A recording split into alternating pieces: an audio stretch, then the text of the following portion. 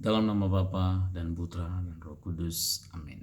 Saudari-saudara terkasih umat Allah dimanapun berada, hari ini Rabu 6 Oktober 2021, Injil yang kita renungkan dari Lukas 11 ayat 1 sampai 4, di mana Yesus mengajar para muridnya untuk berdoa.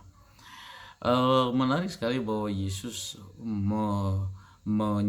mengajak setiap orang. Yesus meminta kepada kita semua untuk memanggil Allah sebagai Bapa.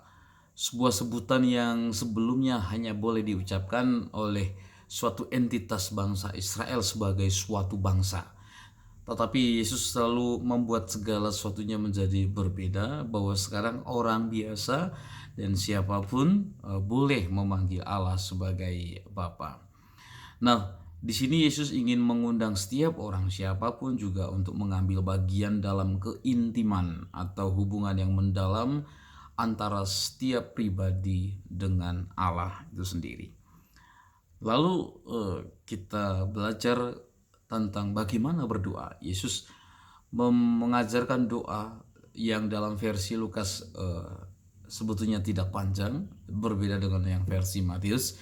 Tetapi doa Yesus begitu mendalam untuk lalu kemudian memberikan kepada kita tentang bagaimana kita seharusnya berdoa. Permohonan yang pertama itu dikuduskanlah namamu. Jadi sebuah pernyataan yang berbentuk pasif. Artinya di sini, para saudara, dikuduskanlah namamu mau mengatakan bahwa hanya Allah sendiri yang bisa menguduskan namanya. Manusia tidak.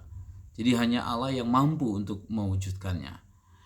Nah, adapun orang-orang tertentu mampu melakukannya itu karena digerakkan oleh kuasa Tuhan. Seperti Bunda Maria dalam Kidung Maria, ketika dia menyadari sungguh akan karya belas kasih Tuhan, perbuatan besar yang dikerjakan Tuhan baginya, lalu Maria menyebut kuduslah namanya. Nah, dengan menguduskan nama Tuhan atau dengan dikuduskanlah nama Tuhan, itu juga mengundang supaya hidup setiap orang, siapapun kita, hendaknya jangan sampai mencemarkan nama Tuhan. Justru kehidupan kita seharusnya mencerminkan kekudusan Tuhan itu sendiri. Jadi implikasinya sangat praktis, bagaimana setiap hari dalam hidup sehari-hari perbuatan perkataan kita justru menguduskan atau mencerminkan kekudusan Tuhan yang telah menciptakan dan mengasihi kita. Lalu permohonan yang kedua ialah datanglah kerajaan. Permohonan ini mengingatkan kita akan Yesus yang seringkali berkhotbah bersama dengan murid-muridnya, berkhotbah kepada banyak orang dengan berkata, bertobatlah, kerajaan Allah sudah dekat. Nah, tentu saja ini mengingatkan setiap orang bahwa bukan saja kerajaan Allah sudah mulai datang dalam diri Yesus, tapi juga saat diucapkannya permohonan ini diingatkan juga kepada kita semua bahwa masa depan kerajaan Allah itu kita mohonkan supaya kerajaan itu nanti datang, kerajaan Allah itu datang dengan penuh kuat kuasa.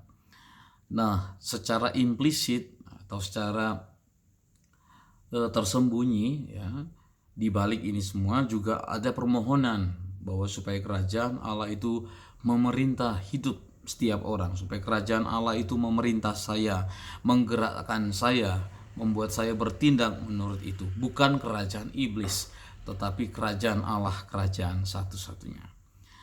Lalu ada permohonan yang ketiga, para saudari-saudara, yaitu berilah kami roti pada hari ini. Ada tingkat pemaknaan. Yang pertama tentu makna secara harfiah, jasmani, dan kemudian yang kedua adalah makna rohani. Makna dasariahnya tentu adalah tentang kebutuhan dasar manusia yang menjadi yang kita perlukan setiap hari, yang menjadikan kita bisa bertahan dalam hidup kita setiap hari.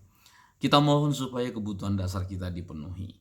Kita ingat bahwa ketika murid-murid diutus, Yesus berpesan supaya mereka jangan membawa apapun, tentu saja juga dalam hal ini makanan.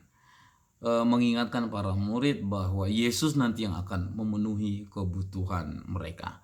Bahkan dalam beberapa kisah dikatakan bahwa Yesus juga melipat gandakan roti. Jadi ada iman, ada keyakinan yang mendalam di balik permohonan ini bahwa Yesus yang menyediakan, Yesus yang memberikan kebutuhan dasar bagi kita. Dan itu yang dimohonkan. Namun juga ada makna spiritual atau makna rohaninya bagi kita. Makanan, berilah kami roti. Roti juga dapat berarti atau bermakna sebagai pengajaran Yesus sendiri. Pengajaran Yesus, firman Tuhan itu seperti makanan yang mengenyangkan.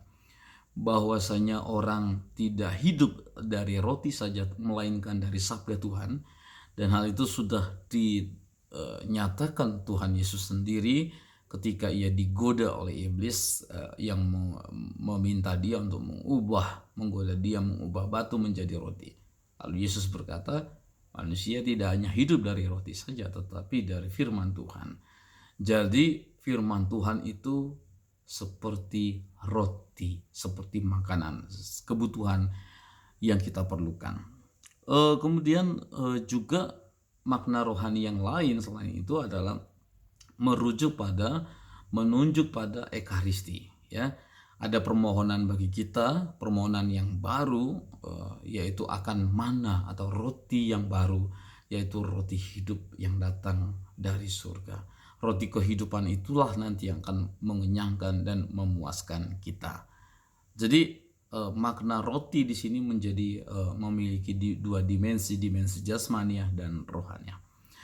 Kemudian permohonan yang keempat ialah ampunilah dosa kami seperti kami pun mengampuni yang bersalah kepada kami.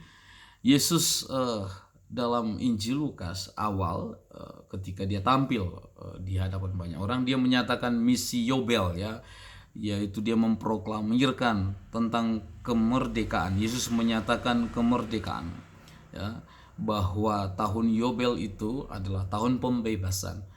Lalu salah satu hal yang memperbudak manusia, yaitu tentu saja dalam arti rohani, adalah dosa itu sendiri. Nah, Yesus datang untuk membebaskan manusia dari dosa, dari perbudakan dosa. Dan tentu saja ada permohonan yang terakhir, permohonan supaya dilindungi dari segala yang jahat. Kita mohon perlindungan kepada Tuhan ketika kita menghadapi segala sesuatu yang jahat.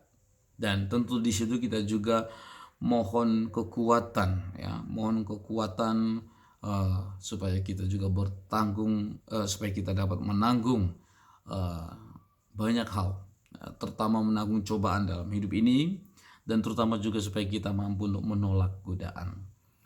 Doa yang sangat sederhana para saudara, tetapi karena kesederhanaan itu kita lalu bisa melihat kedalaman doa ini.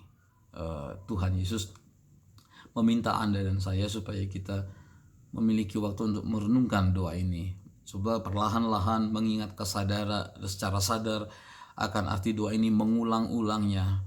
Lalu kemudian kita bisa merasakan kemanisan bagaimana Tuhan Yesus itu adalah Tuhan yang memperhatikan hidup kita, Tuhan yang menunjukkan kasih-Nya kepada kita, dan Tuhan yang punya harapan banyak kepada kita. Semoga melalui pengajaran Yesus tentang doa ini kita lalu belajar untuk hidup sesuai dengan kehendak Tuhan. Berkat Tuhan menyertai Anda semua, Bapa, Putra, dan Roh Kudus. Amin.